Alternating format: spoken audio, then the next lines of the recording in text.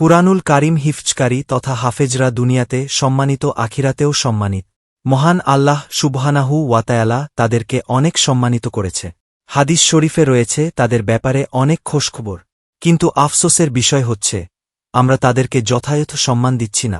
অথচ রাসূলে আকরাম সাল্লাল্লাহু আলাইহি ওয়াসাল্লাম হাফেজদের শ্রেষ্ঠ মানুষ হিসেবে আখ্যায়িত করেছে। সহিহ বুখারীতে রাসূলুল্লাহ বলেছেন, নিশ্চয়ই তোমাদের মধ্যে সর্বোত্তম ওই ব্যক্তি যে নিজে কুরআন শিখে ও অন্যকে শিক্ষা দেয়। বুখারী 5028। কুরআন কিয়ামতের দিন সুপারিশ করবে।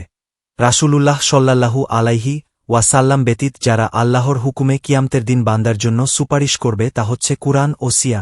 রাসূলে আকরাম সাল্লাল্লাহু আলাইহি ওয়াসাল্লাম বলেছেন, সিয়াম ও কুরআন বান্দার জন্য সুপারিশ করবে।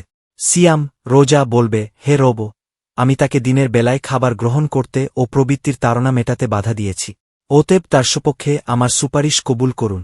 কুরআন বলবে, হে রব, আমি তাকে রাতে ঘুম থেকে বিরত রেখেছি, অতএব তার সপক্ষে এখন আমার সুপারিশ গ্রহণ করুন। অতঃপর উভয়ের সুপারিশই কবুল করা হবে। মুস্তাদরাক হাকিম 1-740, মুসনাদে আহমাদ 2-174। কুরআন পাঠকারীর পিতামাতার বিশেষ সম্মাননা। সাহল ইবনু মুয়াজ আল জুহানী থেকে তার পিতা থেকে বর্ণিত, রাসূলুল্লাহ সাল্লাল্লাহু আলাইহি ওয়াসাল্লাম বলেছেন, যে ব্যক্তি কুরআন পাঠ করে ও তদানুযায়ী আমল করে কিয়ামতের দিন তার পিতামাতাকে এমন মুকুট পরানো হবে যার আলো সূর্যের আলোর চেয়েও উজ্জ্বল হবে। ধরে নাও, যদি সূর্য তোমাদের ঘরে বিদ্যমান থাকে তাহলে তার আলো কিরূপ হবে? তাহলে যে ব্যক্তি কুরআন অনুযায়ী আমল করে তার ব্যাপারটি কেমন হবে তোমরা ধারণা করো তো। আবু দাউদ 1453। কুরআন চর্চাকারীর জন্য বিশেষ সংবর্ধনা। যারা দুনিয়াতে কুরআন শিখবে ও তদানুযায়ী আমল করবে ও কুরআন হিফজ করবে কিয়ামতের দিন তাদের বিশেষ সংবর্ধনা দেয়া হবে। আবু হুরায়রা থেকে বর্ণিত, রাসূলে আকরাম সাল্লাল্লাহু আলাইহি ওয়াসাল্লাম বলেছেন, কুরআন কিয়ামত দিবসে হাজির হয়ে বলবে, হে আমার প্রভু, একে কুরআনের বাহককে অলঙ্কার পরিয়ে দি। তারপর তাকে সম্মান ও মর্যাদার মুকুট পরানো হবে। সে আবার বলবে, হে আমার প্রভু, তাকে আরও পোশাক পরিয়ে দিন। সুতরাং তাকে মর্যাদার পোশাক পরানো হবে। সে আবার বলবে, হে আমার প্রভু, তার প্রতি সন্তুষ্ট হন।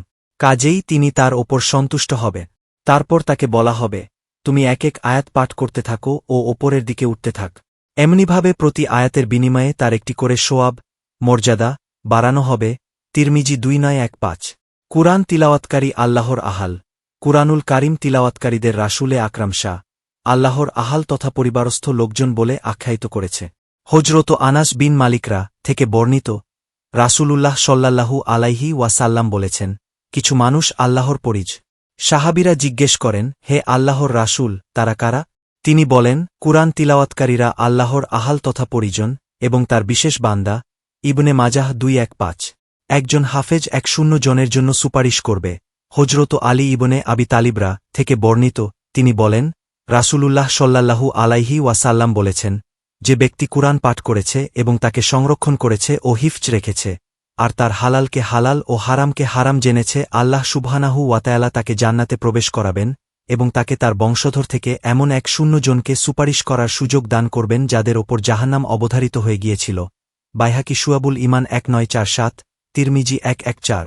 তাই আসুন আমরা কুরআনুল কারীম হিফজ ও যথাসাধ্য বুঝে তিলাওয়াত করে সেই অনুযায়ী নিজেদের জিন্দেগি গঠন করি।